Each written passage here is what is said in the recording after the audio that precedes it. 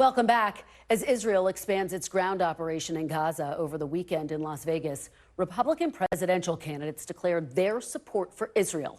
But the party's divide between isolationism and intervention was also on display. If Israel wants to, at long last, abandon the myth of a two-state solution, Israel should go ahead and abandon a two-state solution. The world is on fire.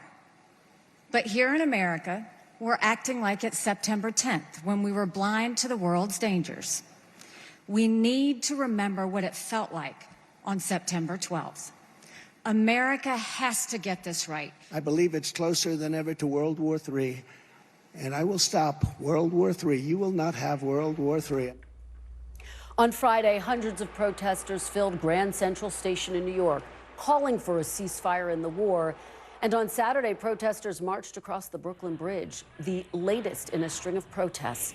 Joining me now is Democratic Congresswoman Pramila Jayapal of Washington State, who chairs the Congressional Progressive Caucus. Congresswoman Jayapal, welcome to Meet the Press. Thank you so much, Kristen. It's great to be with you. It is great to have you on a very busy Sunday, so let's begin with Israel. You have called for a ceasefire in Gaza. Do you believe there's a non-military solution to the crisis that would neutralize the terror threat from Hamas and also bring home the hostages? Well, Kristen, I called for a ceasefire or at minimum a cessation of hostilities about 12 days ago. And in that time, since the beginning of this horrific war, what we have seen is now, in addition to the 1,400 Israelis who were killed, in addition to the hostages that have been taken, hundreds of hostages that have been taken by Hamas, what we are now seeing is 8,000 Palestinians who have been killed by Israeli airstrikes, 3,000 of whom are children. We have watched 120 premature babies who are likely to die without the fuel to run their incubators. And we see 50,000 pregnant women in Gaza who are going to either have to deliver their babies or die, but about 150 babies being delivered every day without food, water, or fuel. This is not a situation that is going to help either advance our long-term strategic goals of taking out Hamas, of ensuring security and peace for both Israelis and Palestinians, or frankly, our ability to hold our moral authority on the world stage by ensuring that Israel follows the international humanitarian laws, or the laws of war, as President Biden has called for. Congresswoman, as the New York Times points out today, Hamas is actually sitting on a lot of that fuel, food, and aid that you referenced. Their headquarters is underneath that hospital there. So ultimately, they are the ones who are depriving the civilians of Gaza of all of those necessary aid items that you referenced. If there were to be a ceasefire, what's the guarantee that Hamas would abide by it, Congresswoman? Well, look, Kristen, first of all, nobody has any love for Hamas. Hamas is a terrorist organization that has deprived the Palestinian people, absolutely, of many, many things in the time of their rule. And let's not forget that the last election where Hamas was elected was 16 years ago. Half of Palestinians are children. They were not part of that. And Hamas is not Palestinians, and Palestinians are not Hamas. We have to be very clear about that. But humanitarian agencies have been sending aid through approved partners. And before October 7th, it was about 500 trucks per day. Now, Kristen, since the beginning of this war, we have seen less than 100 trucks delivered. Israel has stopped the fuel from coming in and being delivered by trusted partners. And Kristen, I just think we have to recognize that this is a double standard.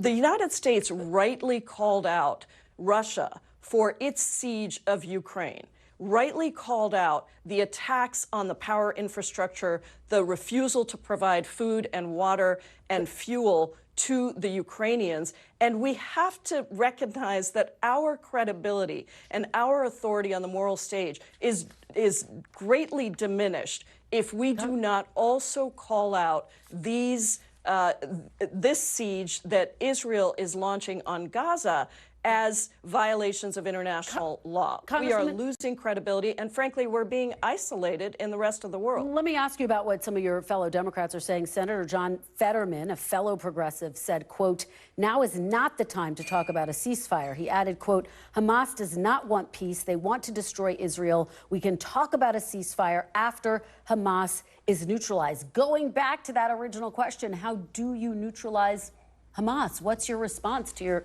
Senator Fetterman? My response is that we need immediate, sustained humanitarian aid to flow into Gaza. We need the bombings, and you can call it a humanitarian truce, as 140 countries said in the resolution that was passed at the United Nations. The United States was one of only 14 countries to oppose that resolution.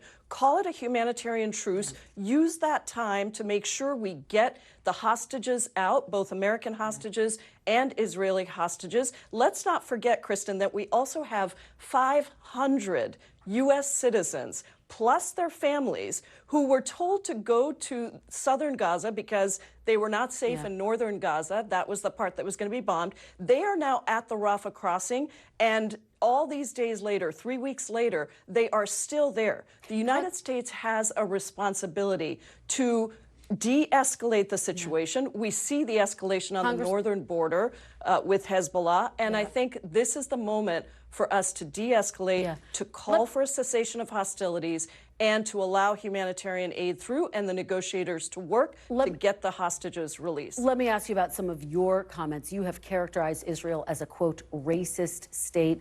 After a backlash, you clarified that you don't believe the existence of Israel is racist, but that the government engages in racist policies. Can you explain clearly, what do you mean by that, Congresswoman?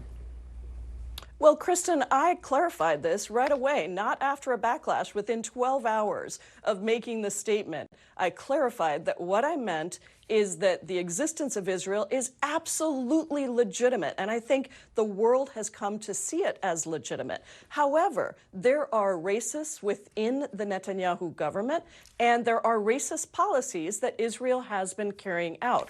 I think it is important for us to recognize that we need to be able to criticize the policies of the Israeli government and not be called anti-Semitic. I really believe that conversation is changing in a way that is not helpful.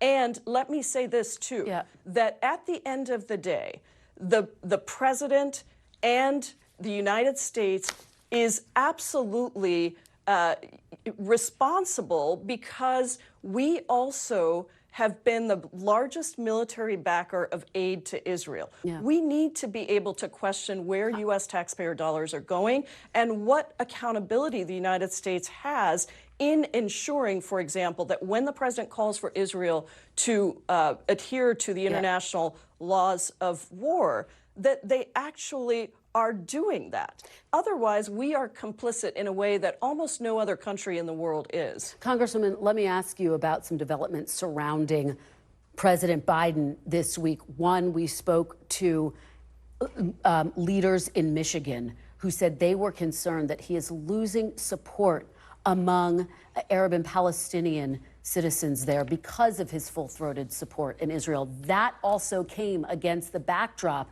of Congressman Dean Phillips announcing he is running against President Biden. Are you concerned that in a general election, both of these things could weaken President Biden's chances? Well, let me say, Kristen, that I have been one of President Biden's biggest supporters. I have been proud to be a partner. Well, on Thursday night, U.S. officials announced that American F-16s had struck weapons and ammunition storage areas in Syria. These facilities, the government said, were used by Iran's Islamic Revolutionary Guard Corps and affiliated groups. Will he be weakened well, I with feel this like I primary need to challenge? say this because what I think is that the president needs to be just as courageous on this issue so that we keep the unity within our country. The largest military backer of aid to Israel. We need to be able to question where U.S. taxpayer dollars are going and what accountability the United States has in ensuring, for example, that when the president calls for Israel to adhere to the international laws of war, that they actually are doing that. Otherwise, we are complicit in a way that almost no other country in the world is. Congresswoman, let me ask you about some developments surrounding President Biden this week. One, we spoke to leaders in Michigan who said they were concerned that he is losing support among Arab and Palestinian citizens there because of his full-throated support in Israel. That also came against the backdrop of Congressman Dean Phillips announcing he is running against President Biden. Are you concerned that in a general election, both of these things could weaken President Biden's chances? Well, let me say, Kristen, that I have been one of President Biden's biggest supporters. I've been proud to be a partner as he has been courageous and strong on the domestic front. He has really called out the injustices for average working Americans across this country. But is he going to be weakened, Congresswoman, with this? Workers. Will he be weakened well, I with feel this like I primary need to challenge? say this because what I think is that the president needs to be just as courageous on this issue so that we keep the unity within our country for the support of the incredible things he has done. He is, I think, going to be challenged to explain an issue of this moral significance to people. The American people are actually quite far away from where the president and even Congress, the majority of Congress, has been on Israel and Gaza.